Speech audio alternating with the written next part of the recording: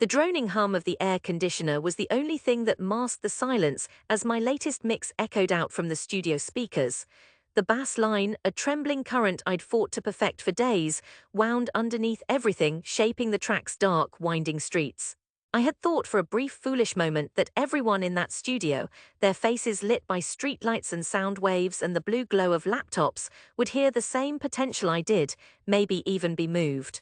Across the glass, my cousin Carlos, leaning back in his broken office chair, tapped a pencil in a relentless, syncopated rhythm on his notepad. Every now and then he'd share a look with the others, Paulina and Ernesto, the musical backbone of our little barrio.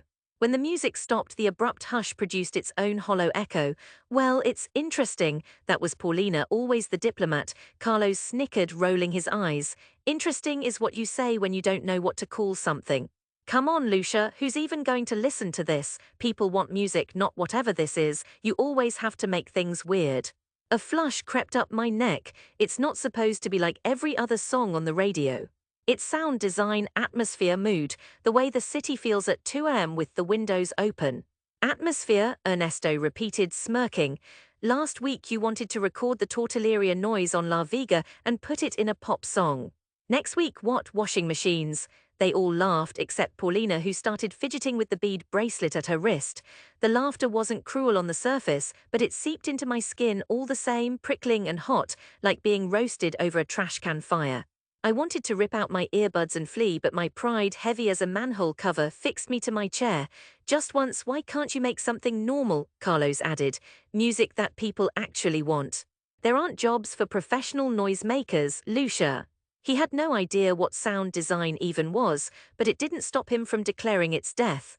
I thought about arguing, about listing off names or explaining how movies and games and pretty much everything they streamed had my kind of work woven underneath. But my mouth felt full of iron dust. I gathered my phone, notepad, the battered headphones I'd saved 2 months to buy. I didn't wait for them to rise or look at Paulina's apologetic half-wince. The others' laughter followed me all the way down the corridor, growing small behind the dull, soundproofed door. That night, the anger roiled under my ribs all the way home, past the noise of pizza delivery scooters, barking dogs, and horns that never truly slept in our neighborhood. But it was the hurt that stuck, that kind of fine, bitter hurt that seeps in and keeps you up, running every word over in your head. Professional noisemaker. I turned it over on my tongue as I climbed the stairs of my mama's small apartment. Inside, Mama set her cup of chamomile on the table and looked up, concern pressing lines into her forehead. Another critique session? She asked quietly. I shrugged. My bag thudded against the wall. They don't get it, that's all. Carlos says no one cares about weird sounds, says I. I shook my head. People fear what they don't know, Emiger, Mama said, but their fear is not your shame. Her words warmed me, but their strength couldn't shield me from what followed. Not the disbelief from family when I announced I'd applied for a sound design program at UNAM, not the dismissive snorts at dinner tables, or the flat-out laughter when distant aunts asked what kind of work I'd have making noises for gringos. Even my abuela, whose hands made the best caldo de pollo in the city, pinched my sleeve one night and murmured, "They will let anyone into school now, eh, Lucia?" I retreated to headphones and long walks, letting the world's sounds, church bells, buskers, the push of wind through narrow corridors, keep me company. My little brother Mateo was the only one who didn't joke. At night, he'd find me cross-legged on the balcony, recording the barking dogs and passing trains with my phone. "Can I listen?" he'd whisper, pillow pressed to his chest. When he sat with me, eyes closed, I'd play him the city's wild, unpredictable symphony. Adulthood didn't make the dream easier. I dove into the sound program with a mixture of hunger and desperation. Days were spent chasing deadlines, wrestling with cheap equipment, learning how to coax stories from layers of static. Money ran short. My student jobs, waitressing, cleaning, running cables at late-night club shows, barely paid for rent and lentils. I sent off demo projects to anyone who would listen. Most disappeared into the digital void or returned with polite form rejections. I remember one reply in particular, interesting ideas but no clear market fit. That sounded eerily like Carlos's laugh. Carlos, of course, didn't let up. Each family gathering was an opportunity for wicked jokes. When I spent the holidays at Mama's, he'd rattle a spoon against a glass and invent sound art. Laughter would ripple around the table. I'd excuse myself, pulse pounding, trying to remember Mama's words. Even the city itself seemed against me in those days. My first internship was at a tiny post-production house with combative staff and ancient computers. Not a week went by without some technical disaster, files corrupted, microphones dead, or subway strikes making me late. Once, my boss Ramon lectured me in front of everyone when I tried layering the subway screech under a scene about heartbreak. Life is noisy enough, Lucia. They want escape, not Mexico City nightmares, he sneered, tossing my notes in the trash. My friends faded too. Nights out grew rare. Who wanted to celebrate a string of failures? The only place I felt most myself was in the windowless editing room, scrubbing waveforms at 1 a.m., listening to the city's haunted hours. I started to wonder whether maybe Carlos was right. Maybe dreams were meant for braver people or luckier ones than me, but I couldn't not truly give up. Even the shame of failure felt better than the asphyxiation of silence. One spring afternoon, I was making field recordings at the old Alameda Central. I'd been wandering, mic in hand, capturing the complicated chord of lovers arguing, vendors calling out, skateboard wheels sparking against concrete. I paused by a fountain, headphones buried over my ears, when a musical laugh threaded its way through the spray and chatter. It was a child spinning round and round, her laughter ringing with joy but breaking, at times, into tremulous, uncertain notes. I started to record her, only to be interrupted by a small tap on my shoulder. A woman in a pressed navy suit, someone out of place among the usual crowd, introduced herself as Adriana Morales from a documentary team shooting a piece about the city's sounds. "You have a good ear," she said, smiling, gesturing at the mic, the levels, the attention I paid to texture. "Would you like to try your hand at some real work?" It sounded improbable, but her card was real, and that evening she called, inviting me to send a quick soundscape demo. I worked all night compiling the fragments I'd gathered in the city. Echoes in empty markets, the snap of thunder through a tile roof, the metallic rise and fall of distant mariachi amid protest chants. I sent it off without hope. The offer came 3 days later, a paid position, junior sound designer, helping finish the final audio mix for their new documentary series. I moved from struggling freelance shifts to a steady job, shaky at first but quickly finding my feet in this small, overworked team. They wanted everything I'd been told was weird. Could I create the melancholy of rainy Sunday afternoons with echoing footsteps and wet tires? Could I build the hope and panic of a student march with only sound? I poured myself in, producing layers of city life that matched the director's vision. When the documentary premiered at an independent theater, I sat next to my mother, hands clenched in her lap, pulse thrumming with nerves.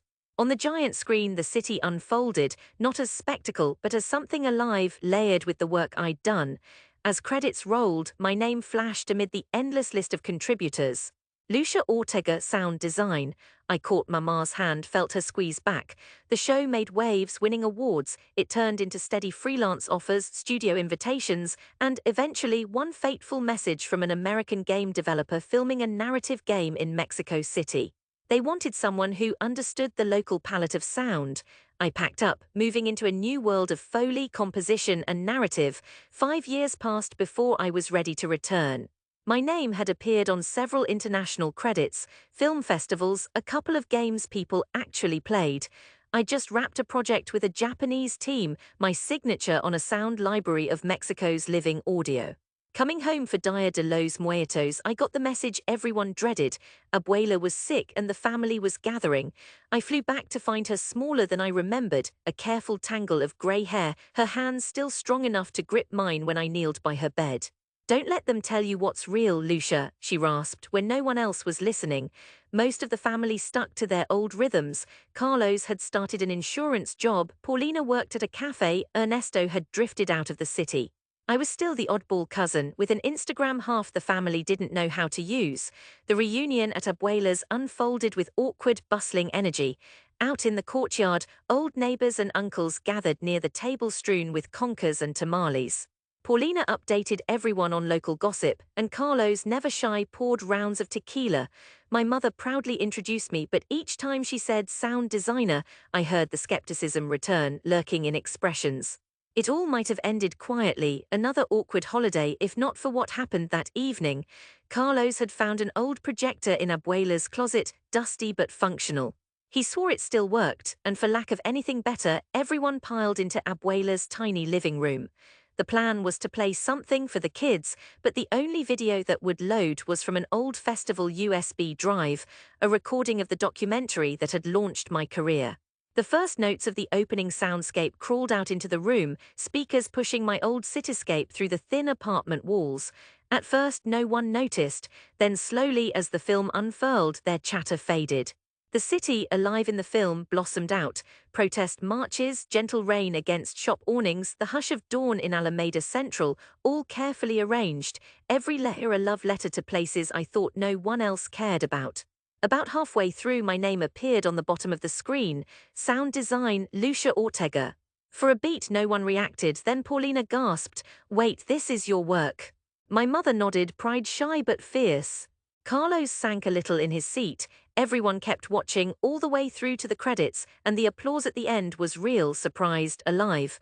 The neighbors who'd come by started peppering me with questions. How had I made the rain sound so intimate, like it seeped into your bones? Where did I find the little girl's laughter that echoed through the scene at the fountain? Carlos stood, glass trembling in his hand. This was you, really. He was searching my face for a joke or a trick, the way he did back in that studio, but I only nodded. All of it for the past 5 years, that's been my job. He looked away, 1,000 rehearsed barbs dying on his lips before they could take flight. The room buzzed not with mockery but awe. Ernesto leaned forward, eyes wide. "So you're famous?" I shrugged, suddenly embarrassed. "Famous, no, but the work is real. I've done games, movies, most people never see my name but they hear it." Silence deepened, one that tasted nothing like rejection and everything like the moment just after dawn, a city holding its breath. In the hush, I glimpsed Mateo, awkward and tall now, but catching my eye with a broad smile as though to say, "I knew you could."